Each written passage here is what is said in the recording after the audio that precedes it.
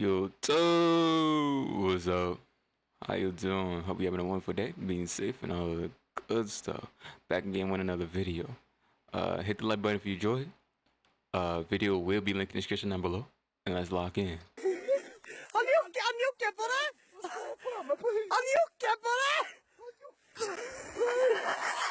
How does this keep happening? All you did was go bird watching with your friends to hopefully learn more about the world around you. Instead, all you've learned is that life, not unlike this bird, comes at you fast. That's how you end up with an aggressive on your back. And yes, that is this Chernobyl pigeon's other name. He's not the only victim. There's an uncomfortably extensive history of birds of every feather trying to make two beasts with one back together, with humans, including the biggest birds currently walking the earth. The rabbit hole of illicit avian liaisons goes way deeper than even I was expecting, and if I had a nickel for every time a bird tried to make a man his wife, that amounts to more sense than a man that just sits there and lets it happen. What you're gonna learn is the chance a down bad dinosaur tries to force you to crash cloaca is low, but it's far from zero. But sometimes it's not the bird's fault. Parrots are a lot like us. They're highly intelligent, they can talk, and they have erogenous zones just like humans. Think of the Seven scene from Friends. The problem is, if you pet them the wrong way, they will feel some type of way. It's been said that you should only ever pet your parrot above the neck. The beak, the cheeks, the top of the head are all okay. The wings, the back, the belly, and the chest should be avoided since those are spots only their mate in the wild would touch. Not only can touching them turn you into your parrot's mate in their eyes, you can also trigger hormonal imbalances along with behavioral issues like biting, screaming,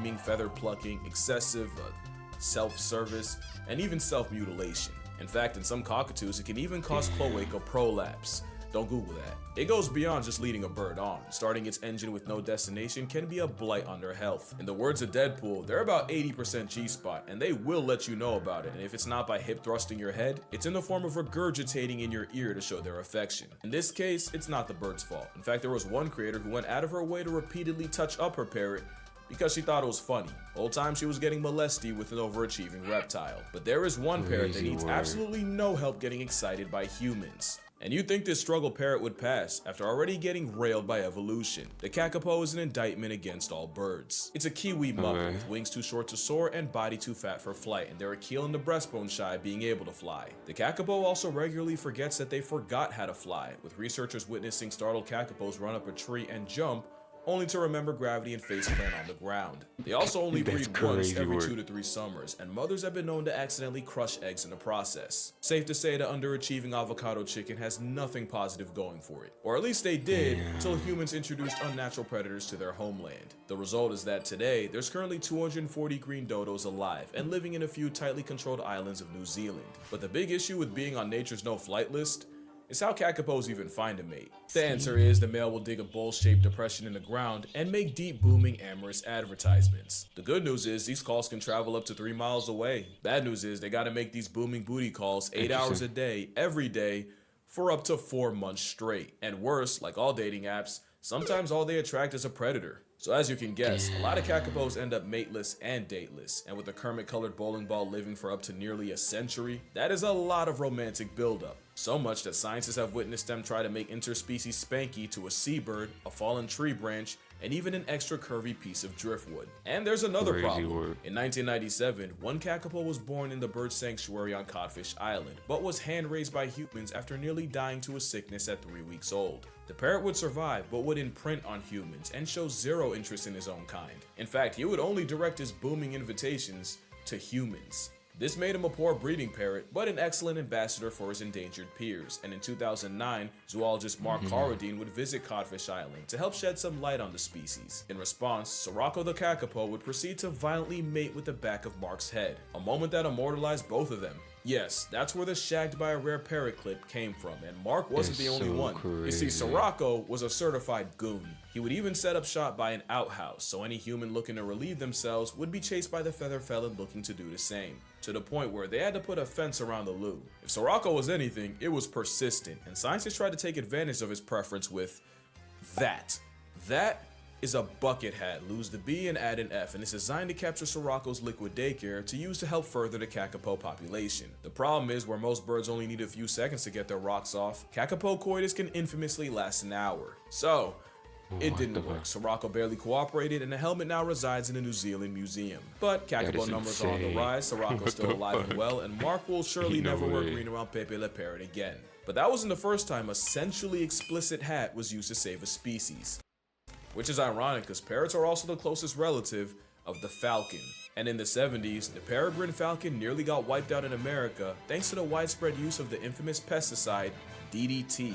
This chemical would thin the eggshells of the falcon, making them brittle enough to break when the parents would sit on them. The peregrine population would nearly flatline from about 4,000 breeding pairs down to only 324. That was until falconer Les Boyd had an idea. Human-raised falcons also become imprinted on humans, often with familiar consequences. So he came up with a bucket hat designed to collect the falcon's fetal broth for breeding purposes. But it wasn't as simple as just putting on a hat. There's a process. First, you have to wear the exact same clothes, including the hat, every time the falcon sees you, so it can get used to your outfit. Then you'd really have to get in your bag by mimicking the female falcon's vocalizations and even bobbing and bowing your upper body like a she-bird would. You'll know the falcon's catching feelings when he starts doing ledge displays and delivering food to you, which, of course, you have to accept. Eventually, time comes to collect, and that involves a male falcon flying past your head multiple times until eventually landing on your hat and proceeding to make love to your headwear. But there is no one and done. You'd have to repeat the falcon fornication process 2 to 3 times a day for up to 3 months straight. And remember, falcons are monogamous, so you're committing to a lifetime of skull bashing. Boyd's work wouldn't go wasted, as That's today there's over crazy. 3,000 pairs of breeding peregrines in America, and most wild falcons in the US are descended from those captive, potentially hat-humping birds of prey. And you can thank the dedication of those falcon enthusiasts, so hats off to them, figuratively.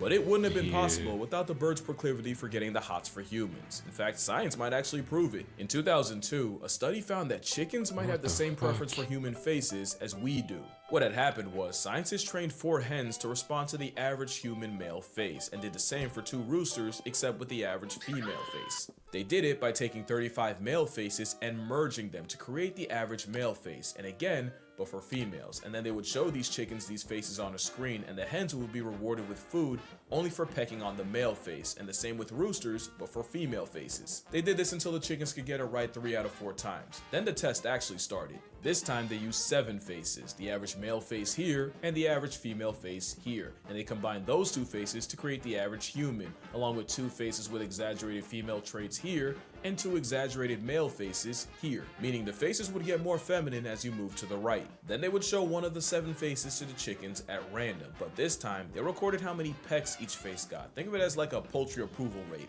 At the same time, they took 14 college students and had them rate those same faces on a scale from 1 to 10. By taking the human ratings and the chicken pecks, they found that the humans and chickens had virtually identical answers, meaning the faces that the humans found the most attractive with no training were the ones that got the biggest reception from the chickens. But while it's interesting, it doesn't exactly prove that chickens want to bone people.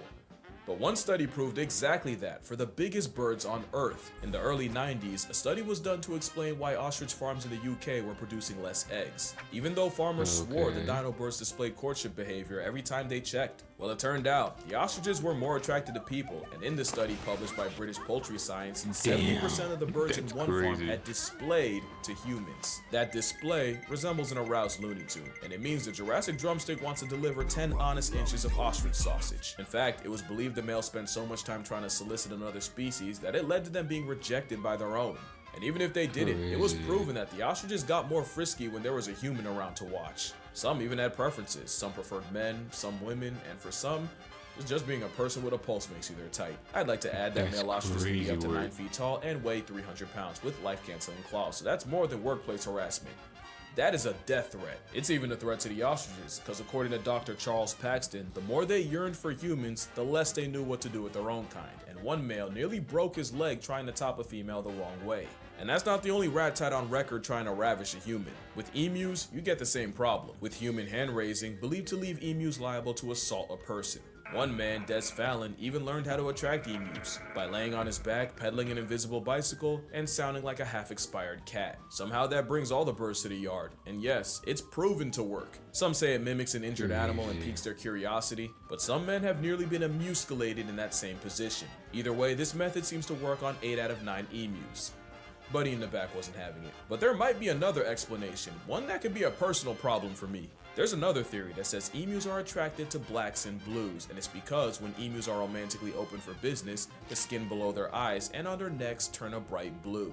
Also, the males are the prize, because in emu culture, the females court the guys. Well, my favorite color is blue, and I wear black every day of my life, if you know what I mean. So it's possible the combination could make me look like a receptive female, which could be a problem since emus will make moves on humans even if they already have a mate. So while it's rare, the chances an amorous Australian outback turkey turns you out isn't zero. Speaking of turkey, I was once told by a hunter friend that you never want to wear bright colors like red, white, or blue, and I thought it was because you might get the attention of a gobbler. Turns out it's so you don't accidentally get Pat Tillman by a fellow hunter. But turkeys are also on morally questionable timing. Martin Sheen and Edgar Hall of Penn State conducted an experiment where they took a taxidermied female turkey to see how many features they could remove before the males rejected it. Well, they removed the tail, the feet, the wings, all until there was just a disembodied head. That didn't stop them. And it turns out the gobblers preferred a bodiless head over a headless body, and it's believed it's because the head is the only thing the male sees after they mount a female, literally because their fat pudgy body blocks the rest. So basically no head is a no-go, but the whole bird attraction thing might just be a matter of visual cues. The penguin is a great example, and another bird with highly questionable mating behavior. So much that Dr. George Levick's studies from spending an entire breeding cycle around Delhi penguins was vaulted for nearly a century for how traumatizing the things he witnessed were. But on a wholesome note, it's believed that because penguins have no natural land predators, they're not only fearless around humans, they see us as bigger, awkward penguins. And it's half true. They have to worry about aerial assaults from skuas and petrels, and in the water they're a leopard seal luncheon. Now, this doesn't apply to all penguins. The Antarctica waddlers are definitely bolder from living in a freeze-dried desert, but it's very possible for penguins to form attachments to humans. Crazy word. Like this famous video of Cookie the blue penguin cuddling up to people and laughing while doing it. It's adorable. Yeah, I'm really sorry to do this to you. That penguin is 100% trying to mate with that man's hand in a couple seconds, and it would have been cookies and cream. So a penguin excited to see you is most likely trying to get one off on you, and if you don't believe that, penguins have been recorded making love to the ground. To completion. But this is all lust. The question is, can a bird fall in love with a human? I don't know, but one came close. This is the white-naped crane of Mongolia and northeast China, but thanks to the loss of their wetlands, they're one of the rarest cranes in the world, with only a couple thousand left in the 90s. Luckily, Chris Crow and his wife Walnut would become a beacon to the crane cause, except Walnut was actually a white-naped herself, and her story reads like a screenplay. Walnut was born in 1981 as part of the International Crane Foundation, a foundation where humans help raise crane chicks for the wild to help boost the population. Walnut would provide a negative contribution to the census, as by age 23, she had no children and had allegedly murked 2 males, with 2 suitors found with their bellies sliced open by claws.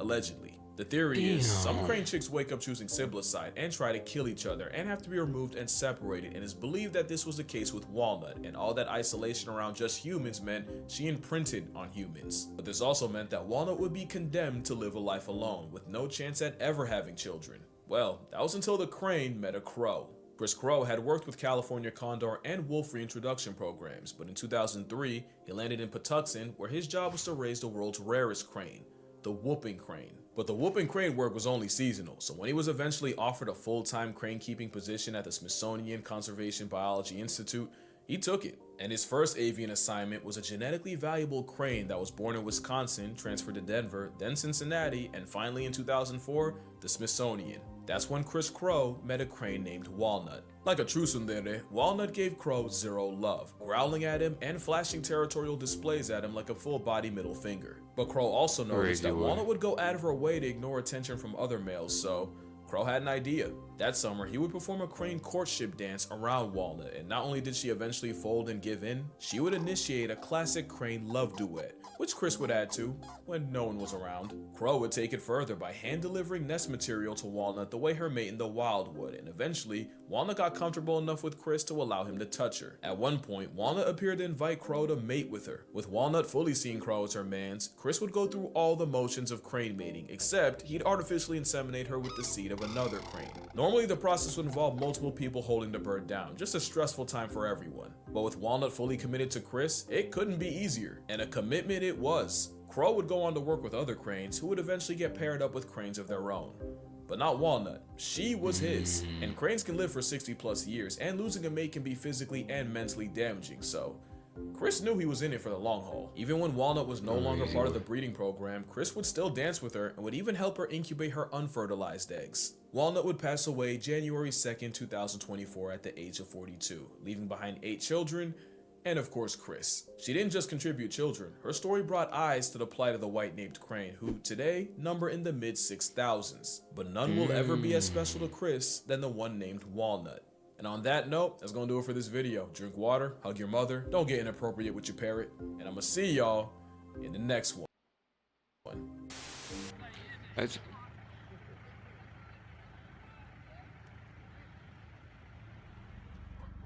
Everybody around here's got one. Bird is chilling for real. Well, hope you enjoyed the video. Much love to every last one of y'all. Don't forget to hit the like button if you enjoyed it. Video will be linked in the description down below. I'll see you on the next one. God bless y'all. Be safe. Peace out.